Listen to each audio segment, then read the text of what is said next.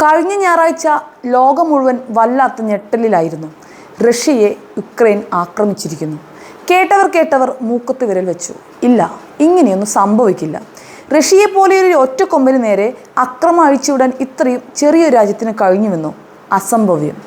എന്നാൽ അത് സംഭവിച്ചിരിക്കുന്നു. ഗതികെട്ടാൽ ചേരയും തിരിഞ്ഞു കടിക്കുമെന്ന ചൊല്ലിന് ഇതിലും നല്ല ഉദാഹരണം ലോകത്തുണ്ടാവുമോ എന്ന് കണ്ടറിയണം. ഞായറാഴ്ചയിലെ വമ്പൻ ഡ്രോൺ ആക്രമണത്തിലൂടെ യുക്രൈൻ 40ഓളം റഷ്യൻ പോർ വിമാനങ്ങൾ കത്തിച്ചാമ്പലാക്കിയെന്നാണ് റിപ്പോർട്ടുകൾ സൂചിപ്പിക്കുന്നത്. റഷ്യയിലെ പ്രധാനപ്പെട്ട 5 വ്യോമതാവളങ്ങളായ ബെലായ, ഡ്യാജിലേവോ, ഇവാനോവോ, സെനെമി, ഒലെന്യ, യുക്രൈൻക എന്നിവയെ ലക്ഷ്യം വെച്ചായിരുന്നു ഡ്രോൺ ആക്രമണം നടന്നത്. സെബീരിയ അടക്കമുള്ള വ്യത്യസ്ത മേഖലകളിലുള്ള താവളങ്ങളിൽ റഷ്യയുടെ ദീർഘദൂര വ്യോമായുധങ്ങൾക്ക് വേണ്ടുന്ന സജ്ജീകരണങ്ങൾ ഉണ്ടായിരുന്നു. ട്രക്കുകളിൽ ഒളിപ്പിച്ച കാർഗോ കണ്ടെയ്നറുകളിൽ രഹസ്യമായി റഷ്യയിലെത്തിച്ച ശേഷം പിന്നീട് റിമോട്ട് ഉപയോഗിച്ച് വിക്ഷേപിക്കുകയാണ് ചെയ്യാറുണ്ടായിരുന്നത്.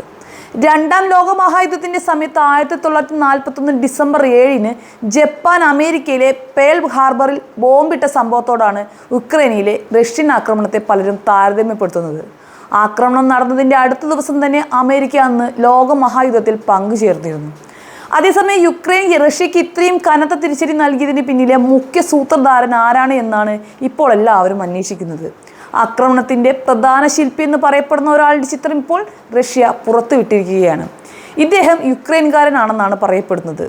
സ്പൈഡേഴ്സ് വെബ് എന്നാണ് 1.5 വർഷം മുമ്പ് ആരംഭിച്ച ഈ ആക്രമണ പദ്ധതിക്ക് യുക്രൈൻ പേരിട്ടിരുന്നത്. 2022 ഫെബ്രുവരിയിൽ യുക്രൈനുമായി റഷ്യ യുദ്ധം ആരംഭിച്ചപ്പോൾ മുതൽ തന്നെ റഷ്യയുടെ ബോംബർ വിമാനങ്ങൾ വലിയ ഭീഷണിയായി മാറിയിരുന്നു. റഷ്യ അവരുടെ വ്യോമാതിർത്തിക്കുള്ളിൽ നിന്നാണ് ഈ വിമാനങ്ങളിൽ നിന്ന് മിസൈലുകൾ അയക്കുന്നത്. യുക്രൈനിൻ്റെ വ്യോമ പ്രതിരോധ സംവിധാനങ്ങൾക്ക് ഇവിടെ എത്തിച്ചേരാൻ കഴിയാത്ത വിധം ദൂരെയാണ് സ്ഥിതി ചെയ്യുന്നത്. റഷ്യയുടെ ചില പോർ വിമാനങ്ങൾ പലപ്പോഴും രാത്രികാലങ്ങളിൽ അതിർത്തി കടന്നെത്തി യുക്രൈനിൽ ആക്രമണം നടത്തുന്നതും പതിവായിരുന്നു. റഷ്യ അവരുടെ പോർ വിമാനങ്ങൾ അതീവ രഹസ്യ കേന്ദ്രങ്ങളിലാണ് ഒളിപ്പിച്ചിരുന്നത്. എന്നാൽ 1.5 വർഷം മുമ്പ് യുക്രൈൻ പ്രസിഡന്റ് സെലൻസ്കി SBU മേധാവി ലഫ്റ്റനന്റ് ജനറലിനോട് ഇവ കണ്ടെത്താനുള്ള മാർഗം കണ്ടുപിടിക്കാൻ ആവശ്യപ്പെടുകയായിരുന്നു. തുടർന്നാണ് ഡ്രോണുകൾ വാഹനങ്ങളുടെ ക്യാബിനുകളുടെ മേൽക്കൂരകൾക്കുള്ളിൽ ഒളിപ്പിച്ചതും പിന്നീട് അവ ട്രക്കുകളിൽ ഘടിപ്പിച്ചതും. പിന്നീടാണ് റഷ്യയിലേക്ക് ആക്രമണം നടത്തിയതും. സ്പൈഡേഴ്സ് വെബിൻ്റെ പദ്ധതികൾ ആസൂത്രണം ചെയ്യുന്നതിനായി യുക്രൈൻ തിരഞ്ഞെടുത്തത് ചെലാബിൻസ്ക് എന്ന നഗരമായിരുന്നു. ഇവിടെയുള്ള ഒരു വെയർഹൗസിലാണ് ഡ്രോണുകളും അവയുടെ ലോഞ്ചറുകളും കൂട്ടിച്ചേർക്കുകയും അയക്കുകയും ചെയ്തതെന്ന് കരുതപ്പെടുന്നത്. എന്നാൽ ഈ സങ്കീർണമായ ഓപ്പറേഷൻ്റെ ഏകോപന ചുമതല ആർക്ക് നൽകുമെന്നതായിരുന്നു ചോദ്യം. ആർടെം ഡിമോഫീവ് എന്ന ഒരാളിനെയാണ് യുക്രൈൻ ഇക്കാര്യം ഏൽപ്പിച്ചതെന്നാണ് ഇപ്പോൾ പുറത്തുവരുന്ന വിവരം. ഇപ്പോൾ ഇയാളെ പിടികൂടാനുള്ള ശ്രമത്തിലാണ് റഷ്യ.